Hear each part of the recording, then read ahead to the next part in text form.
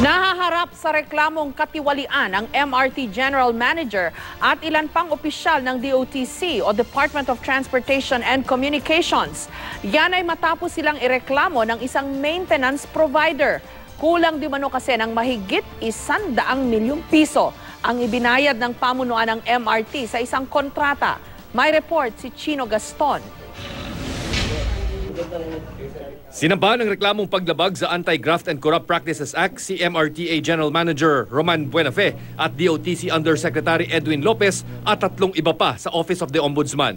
Ang nagreklamo ang SBI-CBNT, isang German at Filipino consortium na may 6 na buwang maintenance contract para sa mga bagon, signaling system at depot ng MRT. 130 million pesos daw ang halaga ng kanilang kontrata, pero reklamo ng SBI-CBNT, 10 milyong piso pa lang daw ang nabayaran sa kanila ng Metro Rail Transit Authority.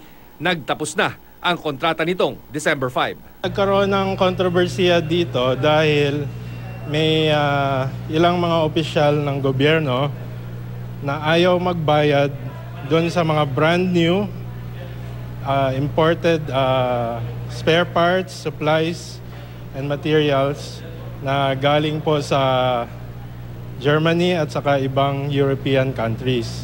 Kasama raw sa hindi binayaran ng mga ginastos ng kumpanya sa pagbili ng mga bagong spare parts para sa mga bagon, signaling at depot equipment. Binili naman daw ang mga spare parts na may basbas at pahintulot ni Buenafe. Hindi pa nababasa ni DOTC Secretary Jun Abaya ang isinampang reklamo, pero may sapat na pondo raw ang DOTC para bayaran ang mga maintenance contract sa MRT. We can't award that kung walang pera eh. Dapat may appropriation yun.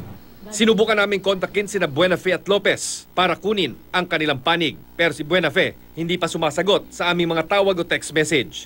Sabi pa ni Abaya, mukhang tama naman daw ang naging desisyon na ibigay ang pagmementina ng MRT sa SBI-CBNT at 5 iba pang contractors. The lesser text I get, the lesser I read from media that may aberya, that goes to show that it has improved. No? But again, I say, dami pang room for improvement. Bago matapos ang taon, umaasa ang DOTC na maibibigay na sa mapipiling bagong maintenance provider ang lahat ng maintenance operations ng MRT.